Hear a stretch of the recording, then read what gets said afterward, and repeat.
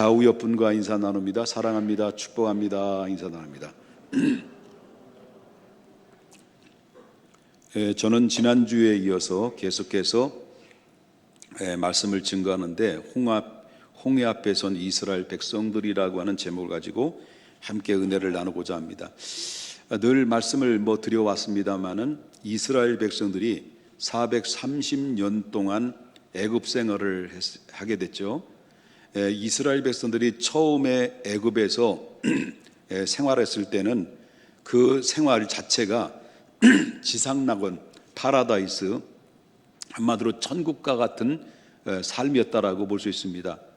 그런데 요셉이 죽었어요. 그리고 요셉을 함께 협조했던 그런 이 이스라엘 백성들에게 한적 호의적으로 베풀어줬던 그 당대의 바로의 왕도 죽었습니다. 그리고 그 애굽의 그 후에 새로운 왕이 등극을 하면서 점차적으로 이스라엘 백성들은 바로 비참한 노예의 생활로 전락하고 말았다라고 하는 거죠. 한마디로 식민지 아래서 바로 이스라엘 백성들은 처절하게 400년 가까이 세월 동안에 노예 신분으로 살아갈 수밖에 없는 아픔을 겪게 됐다라고 하는 것입니다. 마치 굵은 낚싯바늘에 걸린 한 마리의 물고기처럼 또 그물에 걸린 바로 한 마리의 새처럼 그들은 바로의 왕에 의해서 압제를 당하게 되고, 그리고 많은 해방의 가능성이라고 하는 것은 조금도 찾아볼 수 없을 만큼 그들의 희망마저도 사라지는 가운데 있었다라고 하는 것입니다. 그러던 중에 하나님께서 애굽에 그 안에서 고통당하고 있는 애굽 이스라엘 백성들이 너무 불쌍히 긍휼히 여겨주셔서 하나님의 모세를 준비시켜 놨다가 모세를 애굽 땅에 보냅니다.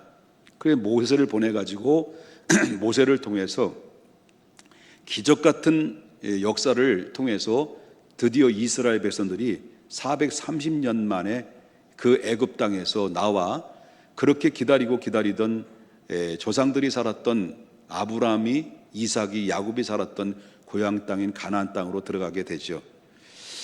이런 가운데 있었을 때, 그런데 그들이 애굽 땅에서 나왔을 그때 당시의 상황에는 절탄코 순탄치는 않았다라고 하는 것입니다.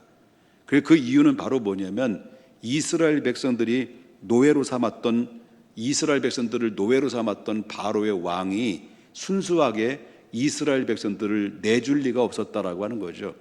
바로의 왕은 점점 더욱더 완악해지기 시작하고, 바로가 하나님의 명령을 통해서 모세에게 전달했음에도 불구하고 바로는 더욱더 마음이 강팍해지고 마음이 완악해져서 결국 이스라엘 백성들을 더욱더 과중한 2중 3중 계속 더 과중한 그런 노역을 맡기게 되는 가운데 있었다라는 거죠. 이런 가운데 점점 바로의 마음이 강팍해지고 하나님의 말씀을 가볍게 여기고, 그리고 하나님의 말씀의 어명을 거기니까 하나님이 결국 어떻습니까? 이 바로와 애굽 땅에 10가지의 재앙을 내려버리죠. 10가지 재앙을 내리는데 바로 9가지의 재앙을 내릴 때까지 바로의 왕은 마음이 완강해서 바로 눈 하나 깜짝하지 않고 하나님의 말씀을 계속해서 거절하게 됩니다. 그러니까 마지막에 10번째 재앙을 하나님이 내리시는데, 결국에는 바로 바로의 왕의 장자뿐만 아니라 그 신하들의 장자, 애굽 전 객성들이 살고 있는 가정에 살고 있는 큰아들, 장자들을 하나님이 다 쳐버립니다. 다 죽게 되죠. 그리고 그뿐만 아니라 가축이란 가축의 모든 생축의 첫 번째 초태생이죠. 초태생들은 전부 다 죽어버려요. 이 하나님이 이게 10번째 이 장자의 죽음을 통해서 결국 바로의 왕은 어떻습니까? 두 손 두 발 다 들고 결국 비로소 바로 이스라엘 백성들을 내주는 그런 결과를 얻게 됐다라고 하는 것입니다.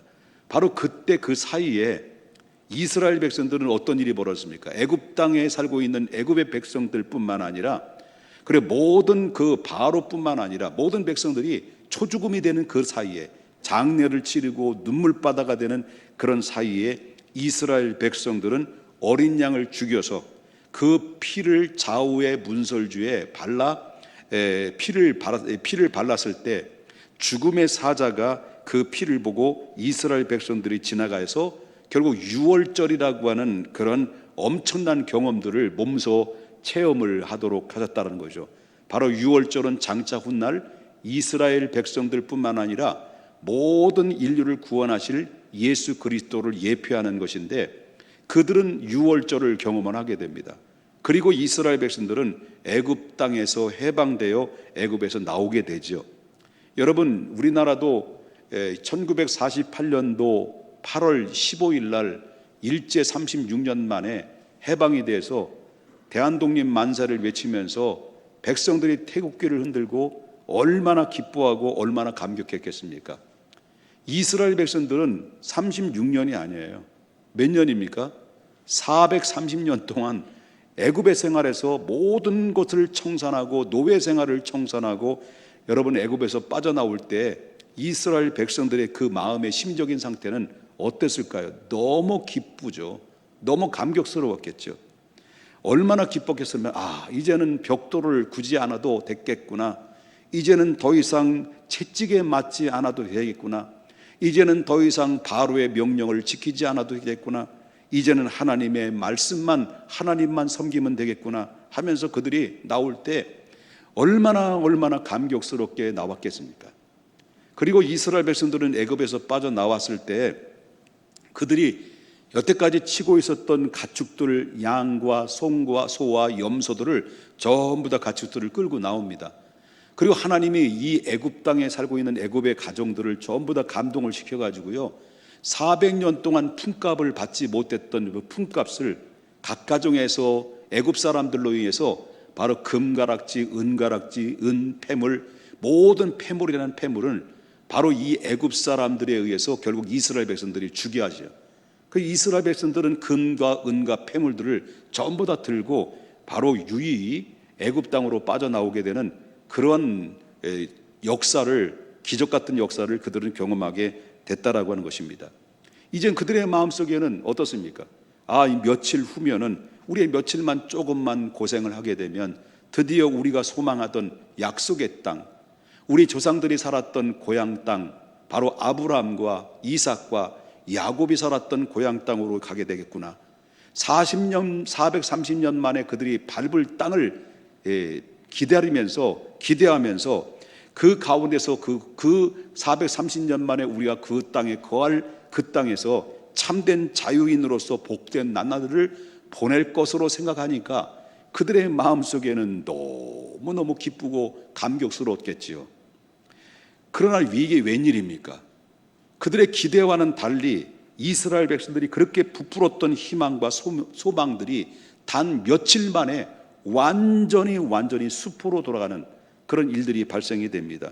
그 이유가 뭐냐, 그 문제가 무엇이냐, 두 가지를 볼 수가 있던 건데, 이스라엘 백성들에게 바로 뭐냐면 오늘 본문에서 들려주는 말씀이 그 숲으로 돌아가는 그들의 희망이 완전히 무너지게 됐던 그 원인이 뭐냐 할 때, 자, 1절과 2절을 보겠습니다.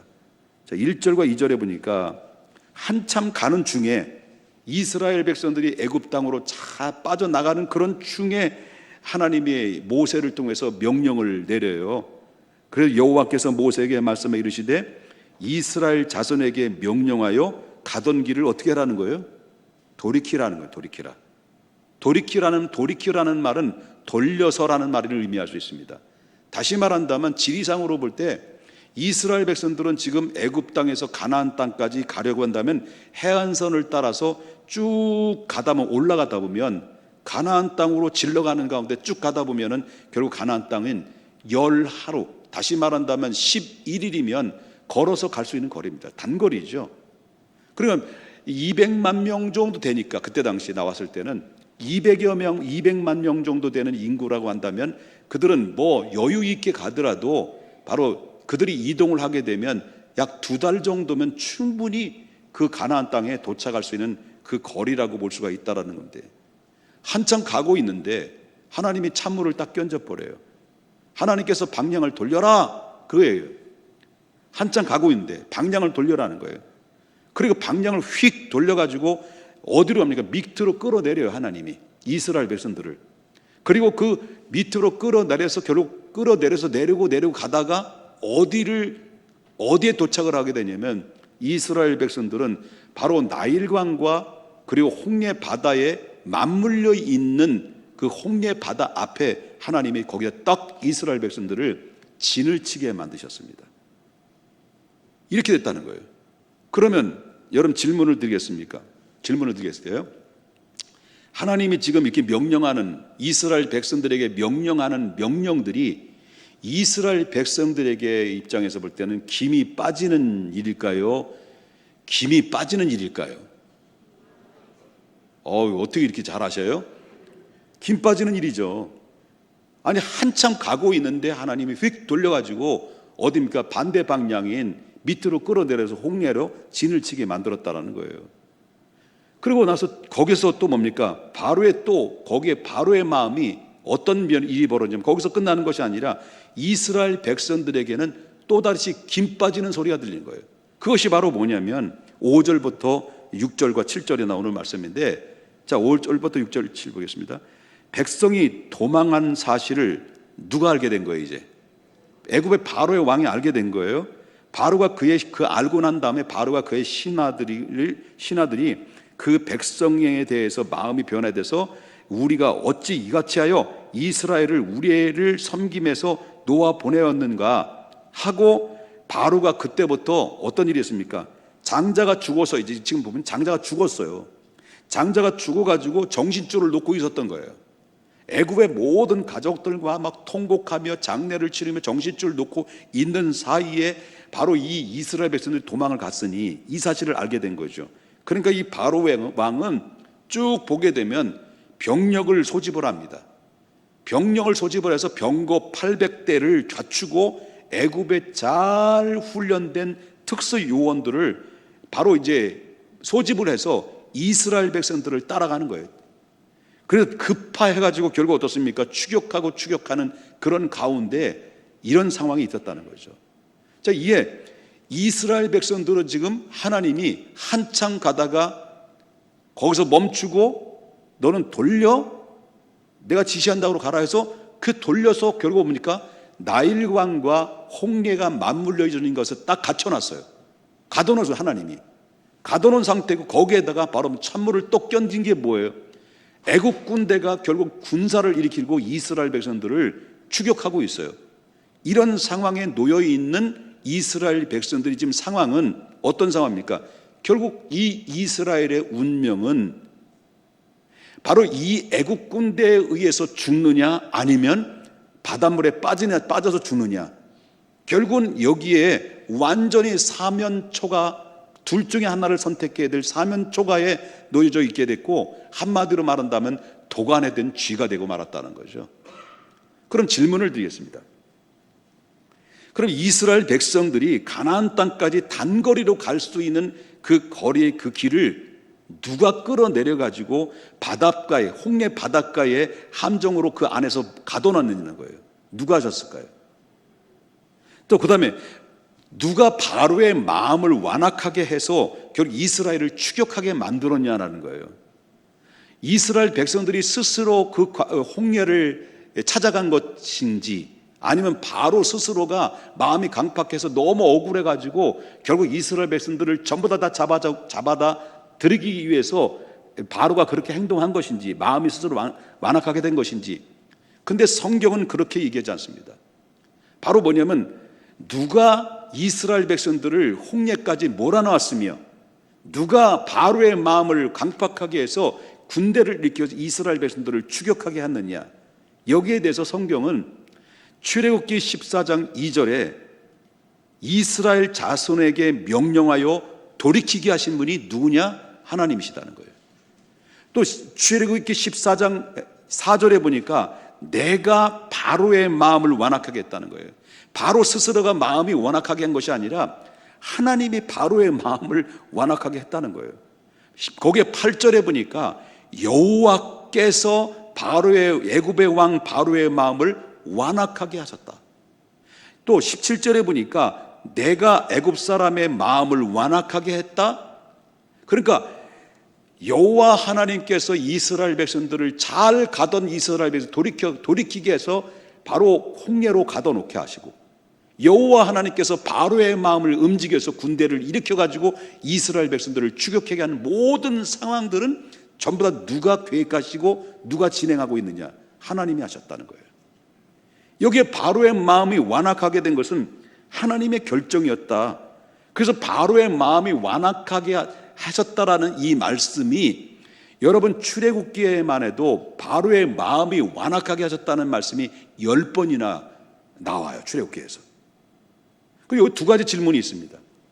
그렇다면 하나님께서 왜 이스라엘 백성들을 왜 그렇게 쉽게 11일이면 걸어갈 수 있는 그 거리를 왜 다시 끌어내려 가지고 그 함정으로 몰아 넣었느냐는 거예요. 하나님이 함정을 왜 몰아 넣느냐.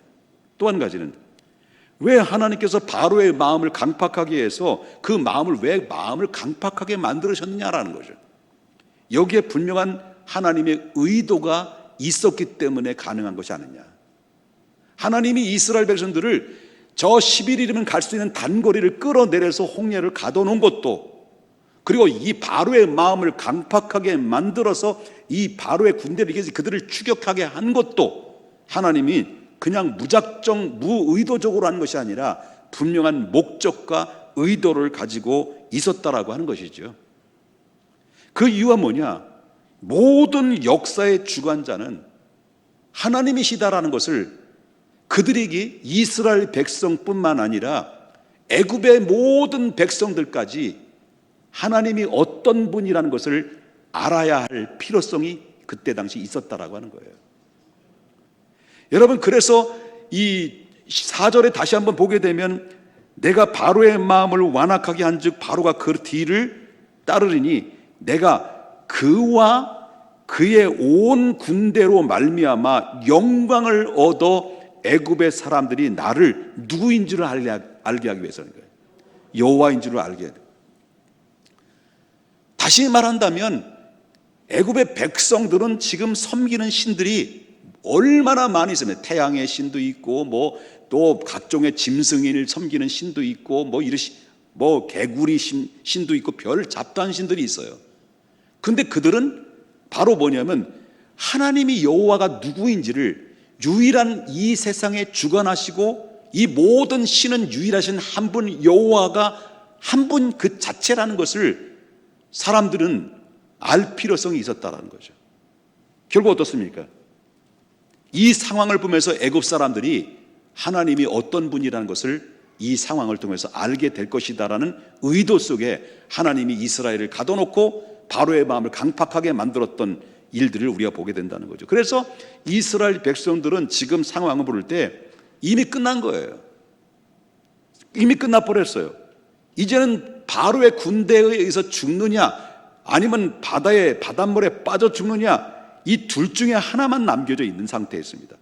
모든 이스라엘 백성들이 바로 힘을 가진 바로의 군대에 의해서 멸망될 것이다라고 하는 이 상황에 대해서 그들은 이미 끝났다라고 이미 그 마음속에 그냥 체념한 상태, 포기된 상태였다라는 것을 우리가 보게 된다라고 하는 거죠.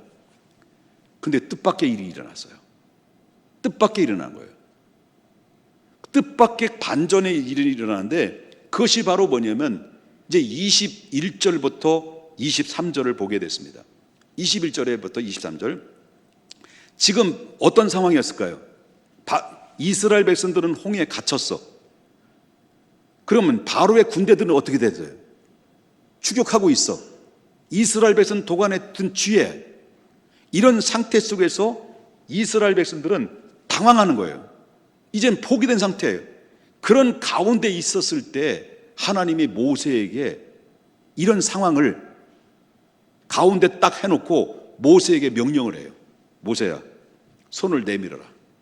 저 홍해를 향해서 내밀어라 라고 내밀어라 했어요. 그 말씀을 따라서 21절에 보니까 모세가 바다 위로 손을 내밀매. 이제 누가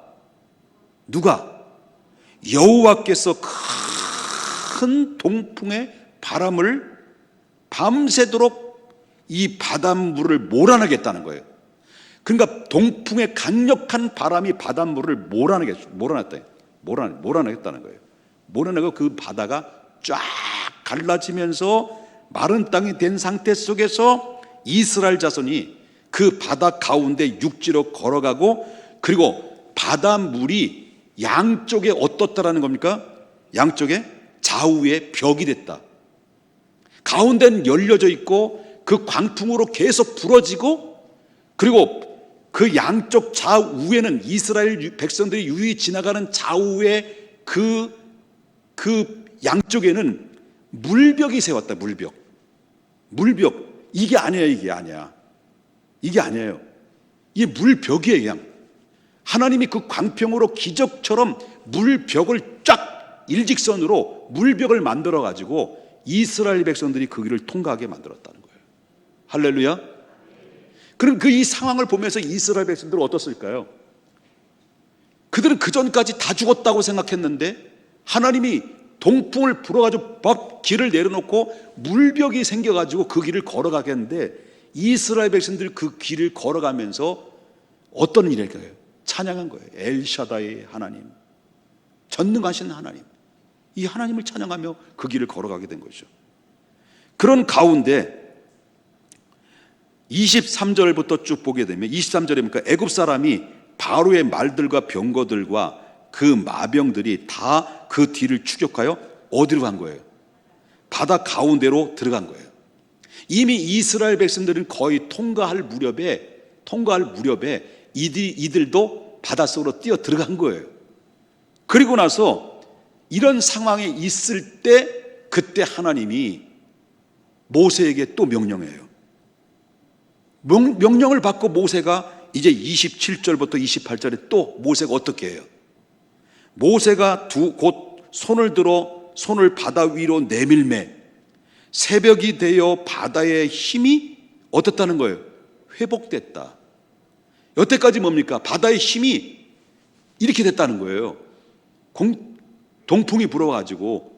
그래서 이스라엘 백성들이 다 지나가는 가운데 있을 때 무렵에 하나님께서 그 바다의 힘을 회복한지라, 그리고 애굽 사람들이 그 물을 거슬러 도망하나 여호와께서 애굽 사람들 바다 가운데 그냥 엎어졌다.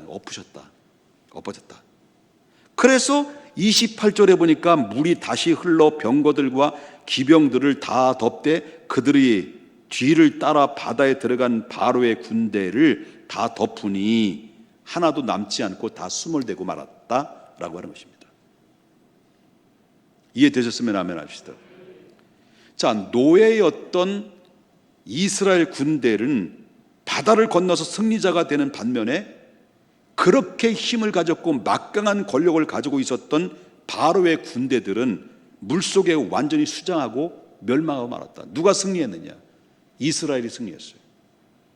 결국은 이것은 뭘 의미하느냐면 모든 사람들에게 여호와가 누구인가를 이 사건을 통해서 나타나시기 위한 목적과 계획 속에 있었다는 거예요. 그럼 무슨 말이냐? 모든 사람들의 역사의 절대 주권자는 하나님이시다라는 것을 똑똑히 그 현장을 통해서 백성들뿐만 아니라 이스라엘 백성들뿐만 아니라 애굽의 모든 백성들을 알게 되므로 이 세상의 유일한 신은 여호와 하나님 한 분밖에 없다는 사실을 그들에겐 각인되게 하셨다라고 하는 것입니다. 많은 사람들이 역사는 힘이나 지식 그리고 인간의 논리에 의해서 지배된다고 사람들은 생각해요. 하지만 이 홍해 사건을 보게 되면 역사의 주인이신 하나님께서는 주관하신다는 사실을 철저하게 우리는 이 홍해 사건을 통해서 보여주는 것인데, 우리가 사실을 믿고 이 역사를 주관하신다는 사실을 우리가 믿고 살아가는 사람들은 언제나 어느 때나 어떤 환경과 상관없이 행복해질 수 있다는 거예요.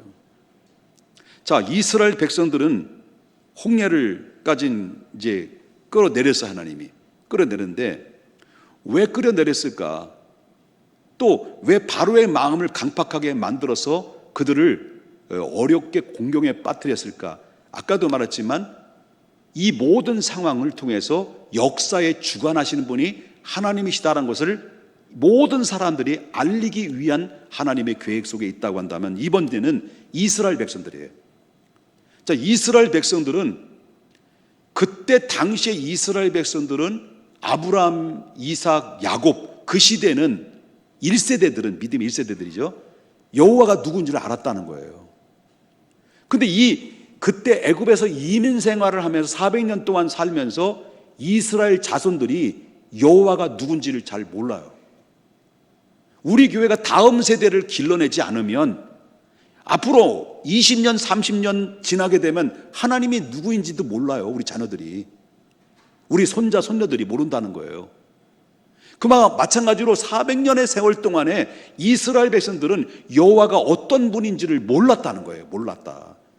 그러니까 하나님이 이런 상황을 통해서 하나님이 역사하시고 이 모든 세상을 주관하시는 분이 하나님이시다라는 여호와 하나님이시고 이스라엘 너를 택했다, 너를 지명했다, 너는 내 백성이다라는 것을 각인시켜 주려고 한다면 바로 11일 동안 가게 만들어서 거기서 가나안 땅에서 그냥 잘 먹고 잘 살게 한다고 한다면 이 백성들은 이스라엘 백성들은 여호와가 누군지 모르기 때문에 백발백중 하나님을 잃어버리고 우상 숭배에 빠져서 저들은 타락하러 하나님의 구속적인 은혜를 전부 다 잃어버리고 말 수밖에 없던 거죠.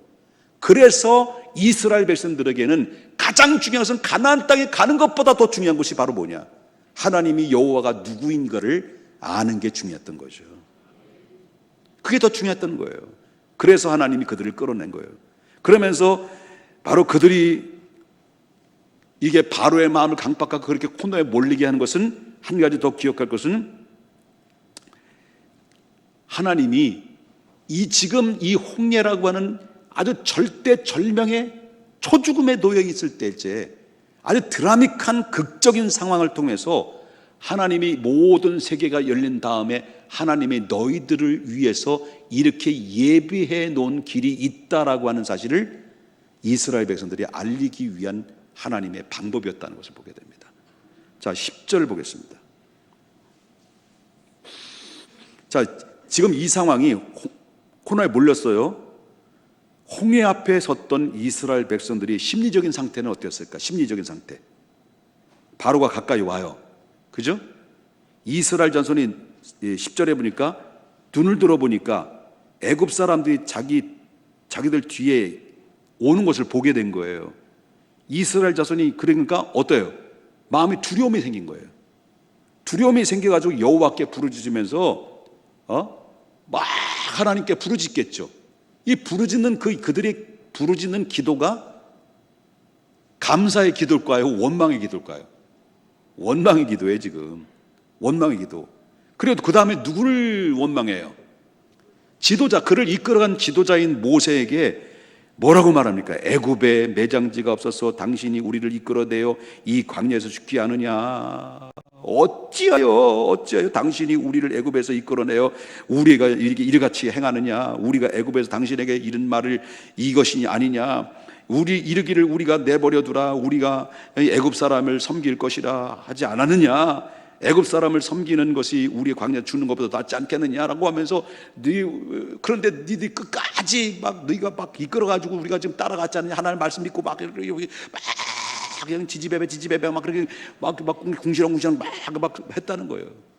그리고 원망과 막 불평이 막 쏟아 놓는데, 이 말할 수 없는 이 백성들이 여러분 어떻습니까? 모세 한 명을 놓고 막 삿대질을 하는데 당장 죽일 것처럼 달려드는 모습들을 보지 않습니까? 그러면 그들의 입장을 이해가 될까 안 될까요? 그들 입장을 볼 때는, 그들 입장에 볼 때 이해가 되잖아요. 아니 그냥 살아도 먹고 사는 문제가 되지 않아요. 비록 힘들고 고달퍼도 노예 신분이지만, 근데 하나님이 괜히 쑤셔놔가지고 모세를 불러가지고 따라가라, 뭐 약속의 땅 보내주겠다 이렇게 다 꼬셔놓고, 그리고 나서 결국 어떻습니까? 가나안 땅으로 가지 않고 어디로 가요? 홍해까지 끌어내리니까 어때요? 지금 애굽에서 추적하고 지금 당장 사느냐 죽느냐라는 이 문제 앞에 있을 때 하나님이 인도하셨다면 왜 우리를, 만약에 하나님 인도하셔서 우리를 아스팔트를 쫙 깔려져 있는 곳을 펼쳐진 가운데서 우리가 유유히 가나안 땅으로 가게 해야 되는데 왜 우리를 이렇게 진흙탕으로 바로 뭐냐면 이 뻥 뚫리지 않은 가운데 가지 않고 우리 진흙탕으로 계속 뺑뺑이 돌리다가 왜 우리를 이렇게 골탕을 먹으려고 홍해 바다까지 끌어내렸냐는 거예요. 이렇게 불평할 수밖에 없는 거죠. 예를 들면 그거예요. 예수 믿기 전에는 잘 나갔는데, 예수 믿기 전엔 사업도 잘 되고 내가 원한 대로 만사가 형통이 되고 자식 때도 잘 되고 모든 것들이 다 잘 나갔는데, 아니 누군가 그 인간한테 와가지고 예수 믿자고 해가지고 따라가지고 괜히 은혜 받아가지고 안 받았어야 되는데 은혜 받아가지고 말이죠, 이렇게 신앙생활 하다 보니까 오히려 과거에 예수 믿지 않았을 때보다도 예수 믿고 난 다음에 내 삶이 완전히 진흙탕이야. 그 한마디로 말한다면 믿고 난 다음에 진흙탕 길로 들어가서면서 앞으로 나가지도 못하고 뒤로 빠져나가지도 못하고 좌우에 완전히 꽉꽉 막혀가지고 하는 일들마다 안 되는 거예요. 죽도록 고생하는 거예요. 그러면 어떻습니까? 절망이 되죠. 이런 경우 많습니다. 내가 믿었는데, 나름대로 최선을 다해서 하나님 앞에 나와서 예배 드렸는데, 봉사했는데 하나님이 나에게 준 게 뭐 있느냐? 절망하잖아요. 이스라엘 백성들이 그거예요. 모든 것이 절망이라고 생각할 때 사람들은 뭐예요? 위기의식을 느껴. 모든 것이 사람들이 절망이다 라고 할 때 가장 코너에 몰렸을 때는 위기의식을 느끼고 위기의식에 빠지게 됩니다. 그런데 잘 들어보십시오. 사람들이 위기의식을 느끼게 되면 그때부터 상황을 대처하는 방식이, 그 상황을 어떻게 대처합니까? 아주 유치한 방식으로 대처합니다. 위기의식을 느끼면 충동적으로 되기도 하고, 그리고 또한 마음을 잡지 못해서 불안해하기도 하고, 위기의식을 느끼게 되면 모든 것을 잃어버린 것 같은 두려움이 짓누르게 되고, 다른 사람의 위로를 거절하고 스스로 고립되고, 또 세상에 가진 자신이 이해해주는 사람은 아무도 없으며 이 세상엔 나 혼자밖에 없다라는 외톨이의 외로움을 느낍니다. 그리고 마음의 분노를 그때부터 터뜨려요. 이유 없이 자꾸 격분해요. 곧 후회하면서도 여전히 조절이 안 되는 거예요. 그래서 결국 보니까 분노 조절 장애가 되는 거예요. 생각이 왜곡됩니다. 인간관계에 문제가 일으킵니다. 멀리 보지 못하고 어떤 일에 집착하면 융통성이 없어져 버립니다. 자기 힘으로 감당하지 못한다고 판단할 때 인간은 자기의 모든 것을 포기하게 돼요. 이것이 바로 뭐냐면 이스라엘 백성들이 지금 상황에 분노 조절 장애가 임하게 되는 상황이에요. 막 흥분을 해가지고 막 머리를 젖뜯고 모세를 막 삿대질을 하고 돌을 던지려고 하는. 그러니까 한마디로 사람들은 위기의식을 느끼게 되면 그때부터 대처하는 능력을 유치한 방법으로 대처하게 되는 거죠. 교회 성도들도 마찬가지예요. 교회를 그냥 나가면 되는데 자기 위기를 느끼게 되면 어떻습니까? 꼭 조용히 안 나가요. 이상하게 조용히 안 나가. 자기의 모든 상황을 변론하기 위해서 이런 방법 저런 방법 온갖 거짓말도 다 하고 뭔가 핑계를 다 대서 결국 어떻습니까? 모든 나는 피해를 자고 너는 가해자야 해놓고 그냥 가버려요. 에이, 그러면 안 돼. 자, 보세요. 지금 이 이스라엘 백성들 지금 상황은 이런 상황이라는 거예요. 지금 이런 상황. 분노 조절 장애. 사랑하는 여러분, 오늘 내 상식과 경험으로 불가능하게 여겨지는 일 때문에 여러분 중에 낙심한 적은 있으십니까? 내 힘으로 안 돼요. 내 능력으로 안 돼. 내 수단과 내 방법으로 안 돼. 어찌할 수 없는 상황에 놓였을 때. 그러나 우리는 이 사실을 잊지 말아야 됩니다. 우리는 하나님은 도무지 상상할 수 없는 그곳에서 자기 백성을 위한 구원의 길을 언제나 예비해 놓으셨다는 사실을, 그분이 바로 전능하신 하나님이 여러분을 향해서 이미 준비해 놓으시고 그 길을 하나님이 하나씩 차곡차곡 나를 이끌어 가신다는 사실을 여러분 기대하고 믿으셔야 된다는 거예요. 절대 낙심하지 말라는 거예요.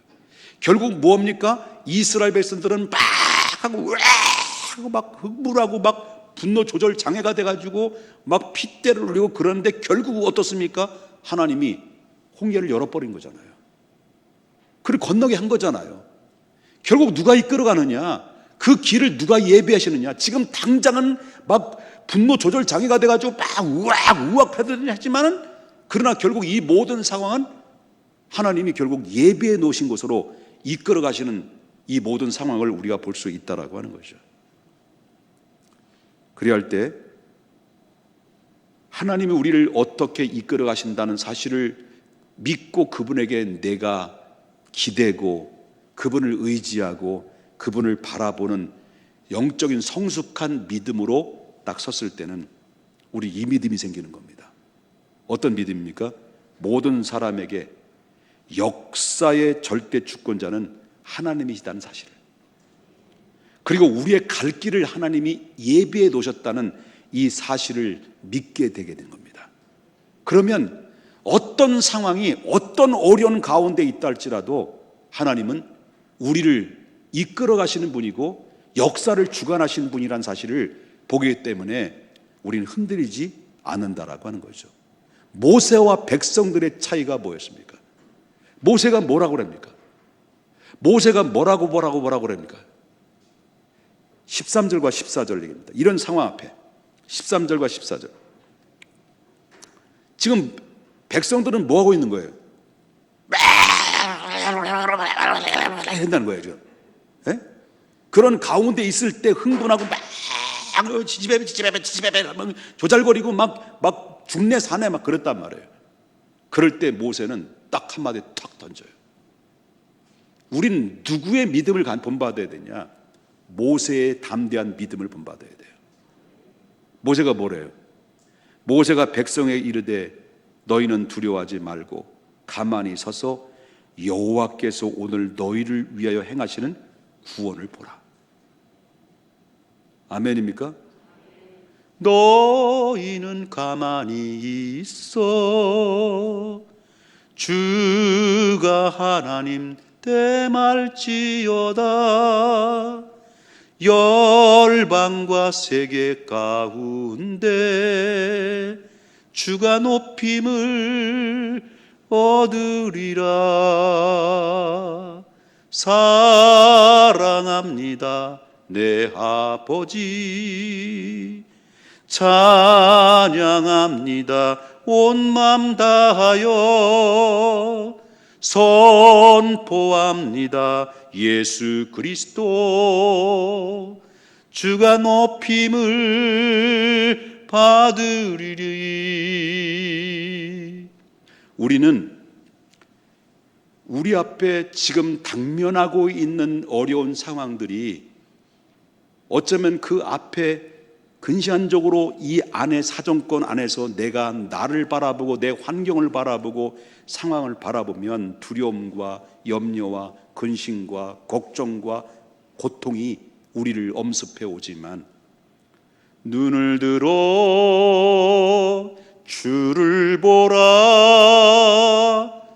눈을 들어 주님을 바라보면 이 모든 역사에 주관하신 하나님이 이 모든 상황을 뛰어넘게 하시고, 하나님이 우리의 가는 길을 그가 아시나니 나를 단련하신 후에 정금같이 나오게 하시는 하나님의 역사가 준비됐다는 이 사실을 믿고 의지하고 바라볼 때는 우리가 환경이 아니라, 우리의 문제는 지금 상황이 죽냐 사느냐가 문제가 아니라 하나님이 나를 이끌어 가시고 있구나, 하나님 나를 지금도 붙들고 있구나, 하나님 나를 지금도 아직도 포기하지 않으시구나, 이 사실을 믿고 바라고 살아가는 사람들에게는 행복한 사람이라는 거예요. 이런 행복한 사람이 돼야 된다는 것을 잊지 마시고요, 지금 당면하고 있는 모든 아픔의 현실을 극복하자. 역사를 주관하시는 분은 하나님이시다. 결국 내가 내 뜻에 의해서 움직이는 것이 아니라, 내 인생은 내가 의해서 결정되고 내가 가는 것이 아니라 하나님이 내 인생을 이끌어 가시는 주관자라는 것을 믿으시고, 그 내 인생을 이끌어 가신 주관자는 반드시 나를 이끌어 가시는 하나님은 내 길도 이미 예비해 놓으신 그 길 따라 나를 이끌어 가시기에 나는 그분을 믿습니다. 난 주님의 인도를 믿습니다. 주님 이끄신 대로 내가 살아가겠습니다. 주님이 서라면 서겠습니다. 주님이 가라면 가겠습니다라는 이런 믿음의 결단으로 살아가는 자들에게는 언제나 때나 초막에 살아도 궁궐에 살아도 그 어디나 하나님의 나라가 되는 거예요. 거룩하신 하나님 아버지,